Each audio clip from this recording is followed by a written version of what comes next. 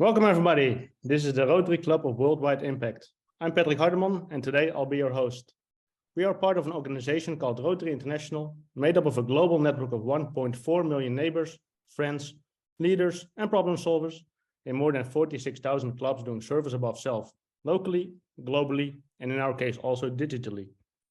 As a Rotary Club, we approach every conversation as if we are on a shared learning journey. Our goal is to connect with and hear from fascinating, inspiring speakers, often with the message focused on the power of ideas to change lives, and by that, ultimately changing the world. And also, we'll bring you a little inspiration to allow you to think about how you can make a difference as well. We're glad that you joined us today, and we hope you enjoy how we explore technology in the service of others. On this occasion, our guest is John Nanni, a member of the Rotary Club of Middletown-Odessa-Townsend, MOT, in Middletown, Delaware. John has given over 375 polio talks to Rotary clubs, district conferences and assemblies, RILA, Rotract, Interact, training seminars worldwide, you name it.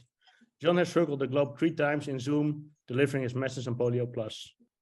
John is currently, amongst many other things, part of the Polio Eradication Advocacy Task Force for the US Congress, member of World Greatest Meal Team, board member of the Polio Survivors Rotary Action Group, Rotary Foundation major donor, member of the Paul Harris Society, member of Rotary Foundation Benefactor Endowment.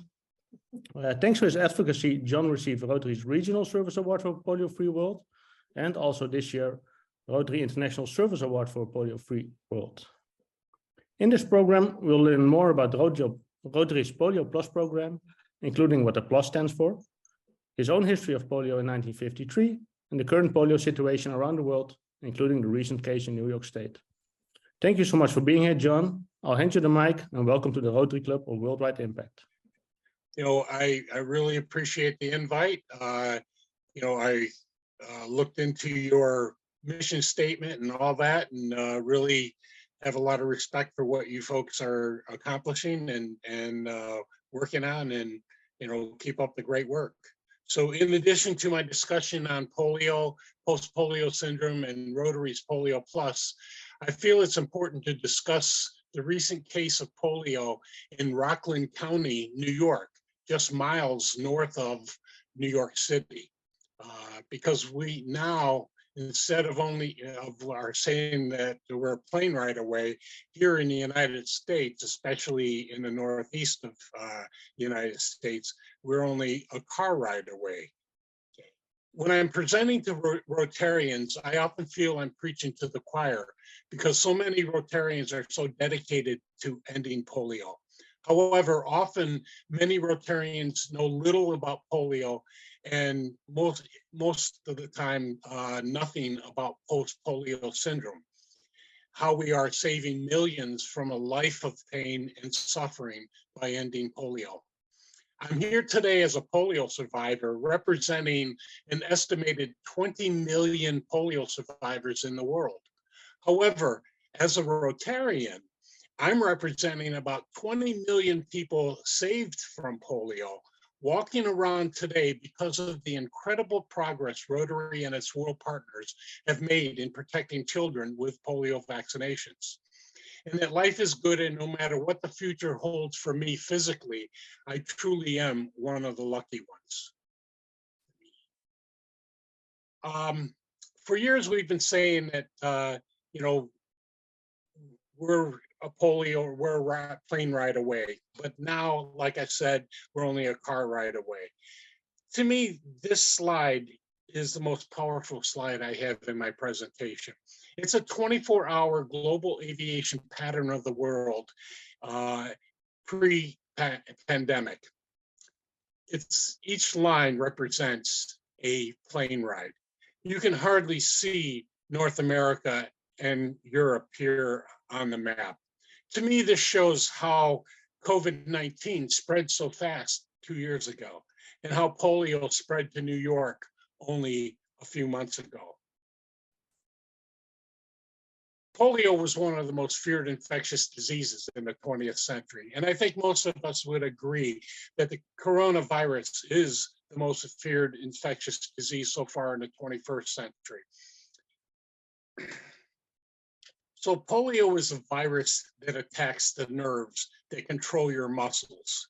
COVID-19, a virus that attacks mainly the respiratory system, but so much is unknown about the coronavirus, especially the long-term effects for those who have had, who have been infected. However, scientists actually knew less about polio back in the 1950s than today's scientists know about the coronavirus. Like COVID-19, they didn't know why some that caught polio had mild or no symptoms, and others so severe that they died or had extreme outcomes. In the case of polio, paralyzed limbs and breathing issues. Like COVID-19, people were contagious before they had symptoms, thus unknowingly infecting others. In fact, they now know that for every diagnosed case of paralytic polio, there were as many as 200 people with polio walking around with little or no symptoms at all, infecting others. Many of them now have post-polio syndrome, and because they don't know they had polio, have no idea what is causing their issues. To me, polio is like an iceberg. The tip of the iceberg shows one diagnosed case of polio. And what you can't see below the surface is the 191 cases with little or no symptoms at all, but still very contagious. One of the many reasons why polio is so hard to eradicate. Polio is what they call an enterovirus, where the polio virus enters the body through the mouth. Young kids' nervous systems aren't developed like adults, which is one reason why young kids got polio more than adults, and why they mainly vaccinate kids 5 years and younger. Like today's pandemic in the 1950s, before the Salk vaccine, people were frightened. It was a scary time because catching polio was as easy as catching a cold. For me, the biggest difference between polio and COVID pandemics is the acceptance of vaccines. Here's a photo of a Sunday afternoon after the Salk vaccine was proven to be safe. We didn't have the internet back in the 1950s with self-proclaimed experts that misled concerned parents with false information on the dangers of vaccines. These anti-vaxxers have created areas of low immunizations, not only in developing countries, but here in countries like in the United States. In 2019, because we have areas of the United States with lower vaccination rates than India, Pakistan, Nigeria, or Afghanistan, there were over 1,300 cases of measles in the United States in 2019. The US was declared measles eradicated in 2000. Anti-vaxxers say measles is a minor illness like a cold. It is not. In fact, the very same Rockland County, New York, that had a recent case of vaccine-derived polio was the epicenter of that measles outbreak in 2019. That brings us to the case of polio in Rockland County, New York. Like I said, only miles north of New York City. A 29-year-old man who was unvaccinated for most childhood viruses came in contact with someone who had been vaccinated against polio with the oral polio vaccine. Because the US stopped using the oral polio vaccine in 2000, this case had to come from overseas. There are two distinct aspects of the polio virus that we are in the process of eradicating: wild polio and vaccine-derived polio. Wild polio is the same strain of wild polio virus that has plagued the world since 1500 BC. Hieroglyphics found in Egypt show proof that polio existed over 3,500 years ago. So we are also in the process of stopping the vaccine-derived polio. As you may know, there are two types of vaccines. So the first one that Jonas Salk developed in 1955 is the inactive or injectable polio vaccine, or known as the IPV, which is delivered in the form of an injection. Most developed countries have switched to the IPV vaccine. Like I said, the US switched to it in the year 2000. Albert Sabin developed the oral polio vaccine in 1959 and has a weakened live polio virus in the vaccine and is delivered by placing 2 drops of the vaccine in the mouth of a child, like the one in the photo. A few months ago, Rotary and its world partners vaccinated 38 million kids in one weekend in Pakistan. It would be impossible to do this with the injectable polio vaccine because you need a medically trained person to vaccinate somebody with the injectable polio vaccine. So therefore, the oral polio vaccine must be used. Unfortunately, in rare occasions, the oral polio vaccine will mutate and convert to being contagious. It happens in 1 in 2.5 million kids who are vaccinated. It also happens especially in under-vaccinated areas with poor sanitation. So far, we've had almost 500 cases of vaccine-derived polio cases in 19 countries in 2022, including the one in Rockland County, New York. The good news is that there's a new oral polio vaccine that Rotary and its world partners have developed not to mutate and will not cause these cases of vaccine-derived polio. This new oral polio vaccine is currently being rolled out to those countries and has already been proven to be very, very successful in stopping the vaccine-derived cases in those 19 countries. So it's great news and really will be one of those nails that finally puts a nail, puts the final nail in the coffin of polio. The vaccine-derived polio virus that has been found in waste treatment plants in all of the counties surrounding Rockland County, including New York City and Long Island. And as I stated, for every case of diagnosed polio, there are as many as 200 cases with little or no symptoms. These cases are rarely counted because if they do have slight symptoms, people think it's the flu or now COVID and don't get tested. This is very concerning since Rockland County has less than 50% vaccination rates. The problem with that is twofold. First, besides people catching polio, many of those who are not diagnosed will have significant chances of having post-polio syndrome many years from now. Because they weren't diagnosed with polio, it's unlikely they will be properly diagnosed with post-polio syndrome and will suffer without knowing why. And even worse, being misdiagnosed with other unrelated illnesses where the treatments are totally opposite for a post-polio syndrome sufferer. The other concern is that those who are not diagnosed are contagious and spreading polio to the unvaccinated and those with immune systems that are compromised. And that will continue to happen for many years if the majority of people in those areas are not vaccinated to create herd immunity. Unfortunately, vaccines have become a victim of their own success. Today, because of the success of vaccines, many have no idea the importance of herd immunity.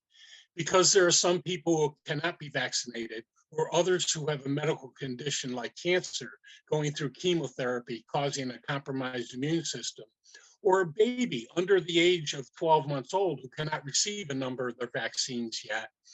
It's important to have the majority of people around those people be vaccinated, thus creating what's called herd immunity, a term that has been politicized, but the true meaning of herd immunity is based on science and vaccinating as much of the community as possible. You need 95% of the community vaccinated against measles to create herd immunity. For polio, you need 85% of the community vaccinated against polio to create herd immunity against polio. We don't know what the percentage is for COVID, but it's estimated that around 70 to 80% of the population of the world will need to be vaccinated for COVID-19 to create this herd immunity. So this is me just before I started to walk. And what's interesting in this photo is what's missing. My mom refused to have my leg braces photographed for fear that people would ostracize me or my family because I had polio. My mom would tell me how well after I recovered from polio and was no longer contagious, we would be walking down the street and people would literally cross the street to avoid coming in contact with us. They didn't know how long somebody was contagious. My journey with polio began 6 months before the Salk vaccine was widely tested.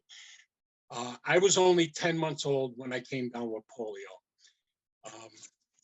I was paralyzed from my neck down for 6 months. My mom did Sister Kinney's physical therapy on me. Sister Kinney was a nurse from Australia who developed the physical therapy program for polio victims so their muscles didn't atrophy while they were paralyzed. My mom did such a great job on me that I walked a year later. I actually played baseball, basketball, and football in high school. However, my coaches didn't know I had had polio, and my parents didn't know it would affect my ability to compete. I was very slow and very clumsy. My coaches always yelled at me and often called me lazy. It was a very frustrating time in my life. But that was polio for a lot of polio survivors. Again, I was one of the lucky ones. I was blessed because I was too young to remember having polio. My mom would tell me how I would scream in pain when she stretched my muscles while I was paralyzed. For those who were older when they got polio, they remember all too well the pain and suffering, and how many of them suffered through multiple painful corrective surgeries. One friend of mine even had their good leg shortened 5 inches to match their polio leg so they could walk without a significant limp. So these are some of the symptoms those of us with post-polio syndrome often encounter. These symptoms show up about 30 to 40 years after the original polio virus attack in as many as 70% of those paralyzed by polio. The polio virus doesn't come back. Basically, the muscles that took over for the damaged polio muscles start dying off early from overuse. When I turned 40, I started to have most of these symptoms that are on the screen right now: renewed muscle weakness, joint pain, and extreme fatigue. Eventually, after seeing 10 different doctors in 2 years, many of them never having seen a polio survivor, I was finally diagnosed with post-polio syndrome. Like I said, many never get that diagnosis of post-polio syndrome and suffer without knowing why. 30 years later, I'm confined to a wheelchair for most of my mobility. For every child we save from polio, we truly are saving them from a life of pain and suffering. For me, the old adage of use it or lose it had to be replaced by conserve to preserve. To avoid overuse and further damage to my polio muscles, I now restrict my steps to a couple hundred steps a day. Many days each step is very painful. However, I've learned that there's very little I can't do. I just have to find a different way of doing it. And I'm lucky I live in a world where there are organizations like Rotary International and Rotarians like yourself who care about the welfare of others and who put service above self. So, as you know, Rotary started Polio Plus in 1985. 125 endemic countries had almost 1,000 cases of paralytic polio a day. So far in 2022, we've had 30 cases of wild polio, 2 in Afghanistan, 20 in Pakistan, and 8 in Mozambique, which genetic testing traces these 8 cases back to Pakistan, thus showing again how easy polio can be spread to other nations and why polio, if not eradicated, is a world threat. This is a small sample of the difficulty polio plus vaccinators go through to protect the cold chain of the vaccine and to get the vaccine to remote areas. Certainly a blueprint that Polio Plus created to show how to protect the cold chain of the COVID-19 vaccines and to get the COVID-19 to remote areas. There are many obstacles to eradicate polio, like the virus's ability to live outside of our bodies in fecal matter. Additional obstacles include war, migrating populations, difficult terrain, poor sanitation in areas that have low vaccination rates, and the lack of vaccine acceptance. So I'm often asked, what's the plus in Polio Plus? While eradicating polio being the main goal, the infrastructure and the workforce that Polio Plus created was also used to help promote, is also used to promote good health throughout the world. For example, during national immunization days in countries that have measles, during the polio vaccination campaign, they also distribute the measles vaccine, and also distribute vitamin A supplements during vaccination campaigns in areas that the children have poor nutrition, preventing many child deaths from vitamin A deficiencies. So during this unprecedented time with the COVID pandemic, door-to-door vaccination stopped for months, but that didn't stop Rotary's Polio Plus machine. The infrastructure Rotary helped build, including its tools, workforce, and extensive surveillance networks, have been used to help spread COVID, to help prevent the spread of COVID-19 in many undeveloped countries. To me, this truly represents the plus in Polio Plus, just as it did in the past to respond to outbreaks of Ebola, yellow fever, and the avian flu. A prime example of that is the role Polio Plus played in stopping the Ebola outbreak twice in the past 8 years in Africa, especially in Nigeria, literally stopping the Ebola outbreak from becoming a pandemic. The Polio Plus program and its workers, while working hard to eradicate polio, also distribute mosquito nets in countries that have malaria. Polio Plus drills boreholes in villages that have contaminated water, thus providing farmers like this man clean water for his herd and family. This polio survivor in Nigeria had no way of supporting himself until Rotary's Polio Plus taught him how to build hand-driven bikes to help polio survivors in Nigeria to get around without dragging themselves on the ground on their hands and knees. He started a company building these bikes and has provided thousands of bikes to fellow polio survivors in Nigeria. Here's one of his employees, also a polio survivor, that now has a job and is a productive member of society because of Rotary's Polio Plus program. These are just a few examples of so many projects that encompass the plus in Polio Plus. Last year, Rotary and its world partners vaccinated more than 450 million kids in developing countries. This year, we will vaccinate more than 600 million kids. Really an incredible task. So while confronting the new challenges of today, it's important that we can continue to fight to end polio, to sustain our commitment to the children of the world that Rotary made in 1985, and to reach our fundraising goal of $50 million, just like we did last year, that qualified us for the full Bill and Melinda Gates Foundation matching monies, making our $50 million become $150 million. And did you know a Snickers bar costs more than a polio vaccine? There are many ways to think outside of the box to raise money for Polio Plus. One is the world's greatest meal to help end polio. It was a project that two friends met in London. One a London person and Rotarian, and another Suzanne Ray, who is a polio survivor and a Rotarian in Australia. They met for lunch in London. They fought over the bill. Suzanne lost. And so she said what she was going to pay for lunch, she's going to donate to Rotary's Polio Plus. Thus the first world's greatest meal to help end polio. And over the past 7 years, through a very, very successful social media campaign, they've raised enough money to vaccinate 20 million kids. Great way and a fun way to support the Rotary's Polio Plus program.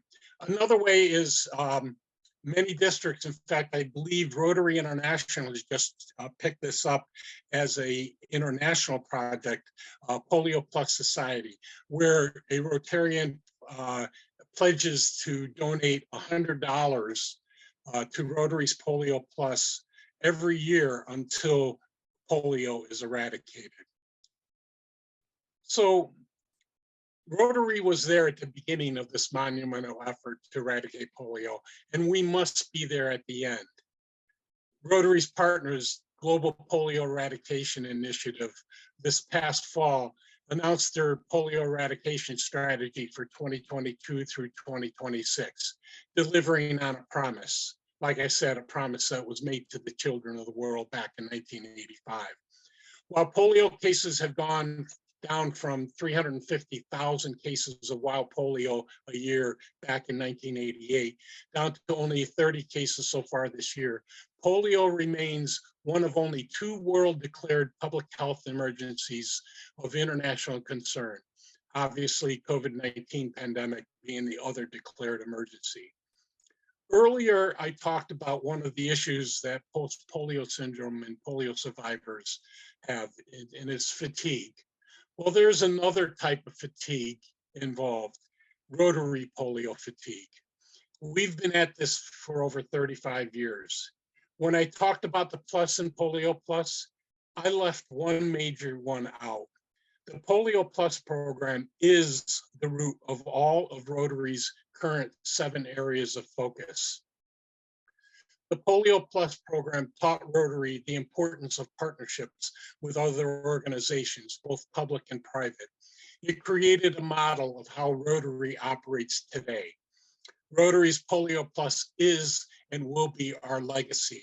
What would that legacy look like if we don't eradicate polio? This past October 24th, Rotary celebrated World Polio Day. But for the kids in the world that haven't been vaccinated yet, World Polio Day should be every day. We still have work to do to finish the job. So I imagine in the movie Back to the Future, if Marty McFly and Doc talked about the success that Rotary has had in eradicating polio, they would both turn to each other and say, we can't go back. Thank you for your continued support and for listening to my story. If we have time, I'd be happy to answer any questions. Thank you so much. Thank you, John. Really inspiring story.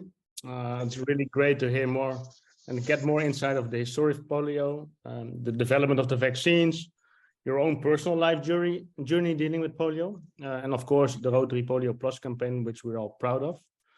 And I think you showed us again how small the world is and thus how important our continued fight against polio is and will remain.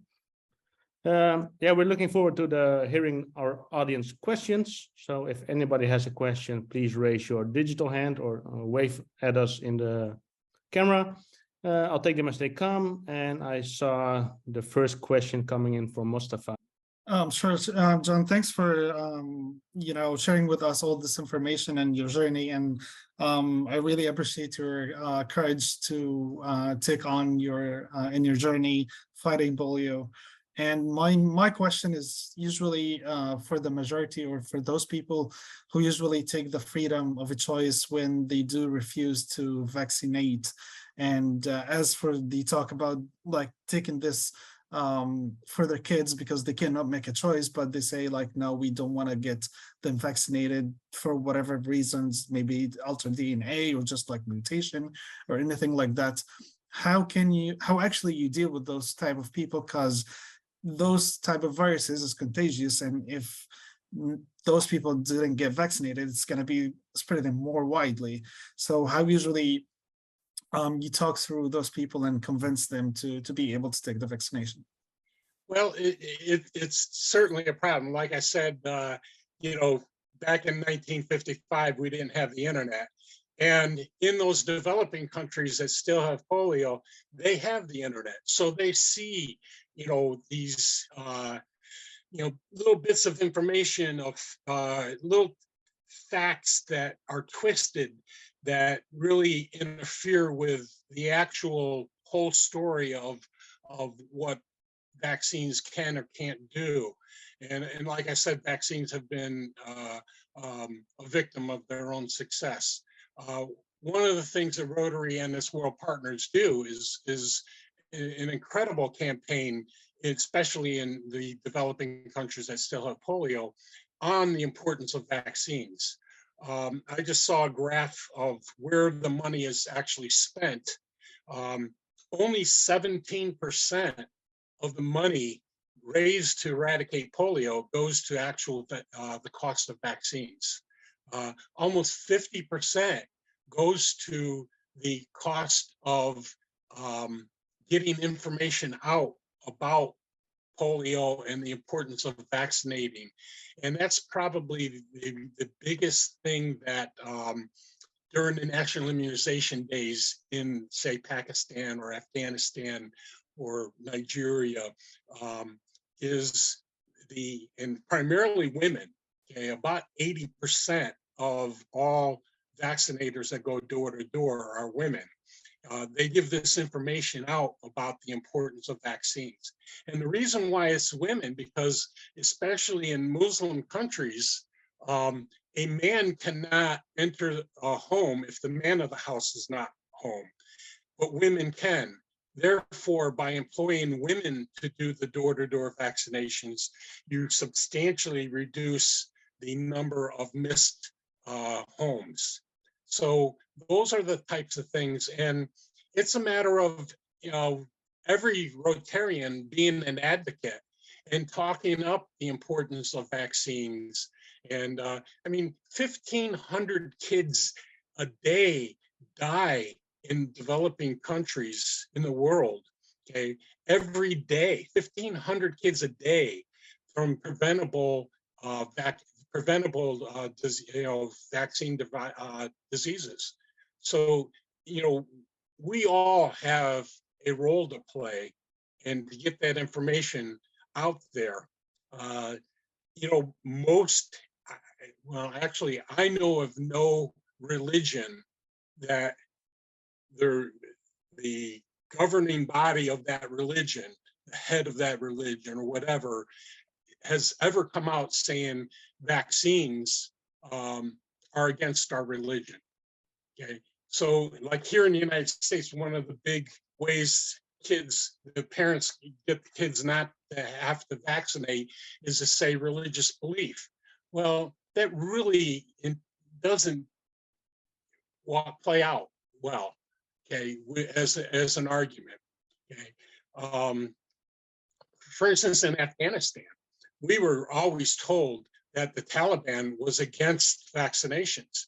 They weren't against vaccinations. They were against the Western world coming in, going door to door, giving vaccinations, being afraid that the Western world was spying on them. When the Taliban took over Afghanistan, not a good thing in many, many ways, especially for the rights of women. But as far as polio, they actually reached out to Polio Plus instead of the other way around, saying that we want to eradicate polio. And they have provided security in areas that we haven't been in 20 years to vaccinate kids. And they've provided security to polio vaccinators. So those are the kinds of things that we need to make sure the world knows the importance. A great question. Thank you, Ms. Papa. Thanks, John. Thanks. Thank you. I got a few questions in the chat, and I saw Theo raise the hand. So Theo, would you like to share your question with us? John, thank you very much for this very exciting story. You're really motivating me to join this this battle on get polio eradicated. Thank you. I saw your figures from 2021 and 2022, where 2021 was only 6 cases, and then in 2022 we had all of a sudden 30 cases in more countries. Does this spread change anything about the way how is dealt with polio? Is it has it influence on the what we have to do in order to get the numbers down again? Mm-hmm. Well, the numbers are actually way down in Afghanistan, and like I said, with the Taliban wanting us to vaccinate, we've been able to get into those areas. The reason why Pakistan has increased substantially is because the previous government of Pakistan, for whatever reasons, did not go into certain areas of Pakistan, especially the southern portion of Pakistan, okay? And they did not vaccinate in those areas, okay? The new government of Pakistan, over a year and a half, I think, is dedicated to eradicating polio. In fact, there are a number of Rotarians that are in the upper levels of the Pakistani government. Okay, and we have gotten into areas that in Pakistan that we've not been into, and have found cases, and that's why the case numbers have gone up. Those are cases that have been going on for probably a couple of decades, because we've not been in there monitoring and doing environmental sampling and that kind of thing. So we're hoping over the past 3 months, there's only been a couple of cases reported in Pakistan.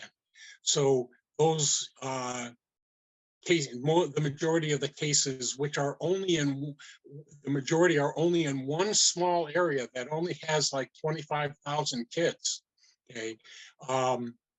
We're in the early part of 2022, okay? So they're doing a lot better job of getting into those areas. And that's what basically, to answer your question, that's basically what we're doing is getting. Yeah, that gives us some perspective on the numbers. Absolutely. Right. Yeah, very good. Thank you. Yep.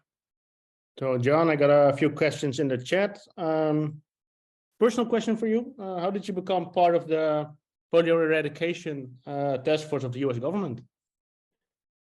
Well, because I had a voice out there, and you know, the US government is the 3rd largest donator to the polio eradication effort.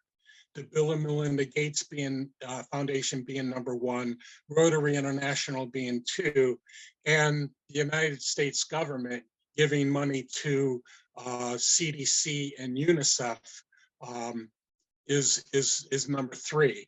And what we do, and I only live 2 hours away from Washington, D.C. So as somebody that's been an advocate for polio eradication, they asked me to be part of the team that informs U.S. senators and U.S. House of Representatives, members of Congress, on the importance of keeping up the funding for polio eradication, especially in the form of CDC and UNICEF. Because those two are the 2 partners of Rotary's group called the Global Polio Eradication Initiative that really do the work in those countries. And you know, Rotary's main goal is objective is to raise money and also do national immunization days and things like that. So so it was an honor. John Germ, past president of Rotary International, asked me to join, and it was an honor to join the Advocacy Task Force for the U.S. Congress. Thank you. Cool, thank you. I saw Arina has a question. It's just a small question compared to the other questions. But I was wondering, what does the oral vaccine taste like? Well, when I got it, it was on a sugar cube, so it tasted really great. In fact, I don't know if you know the song called "A Spoonful of Sugar Makes the Medicine Go Down." Yeah, it does, doesn't it? That was actually the composer of the songs for that movie.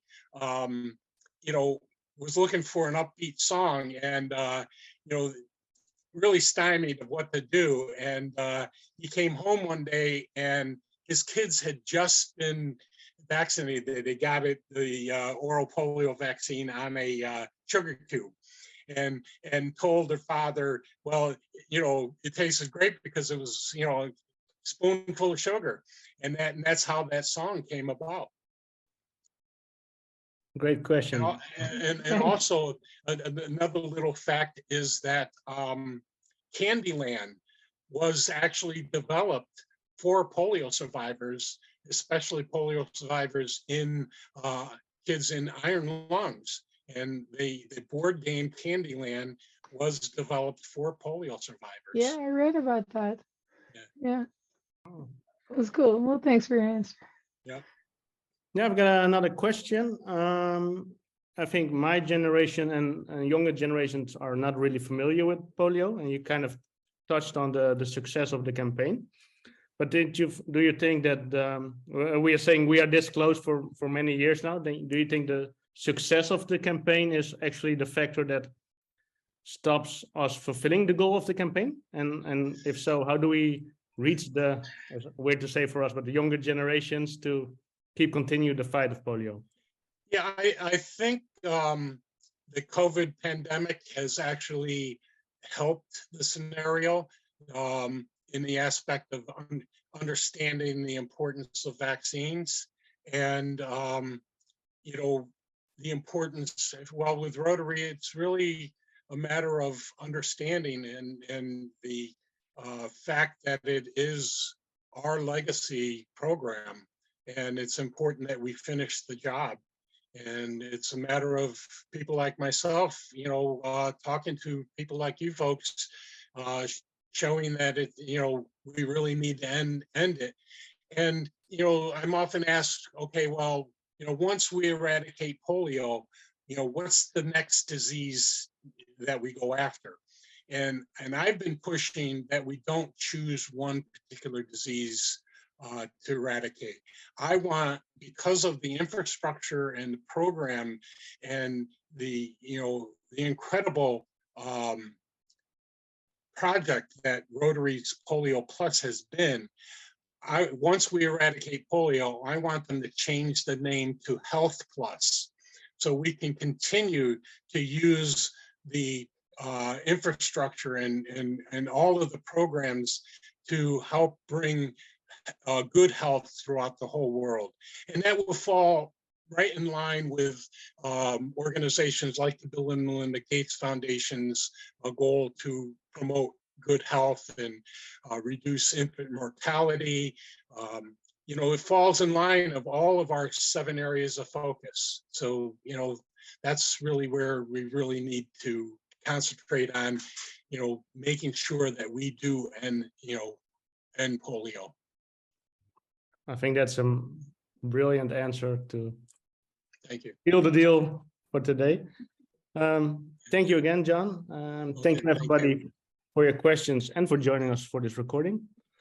You may be hearing this on your favorite podcast service, watching it on our own YouTube channel, or viewing it on the club's website.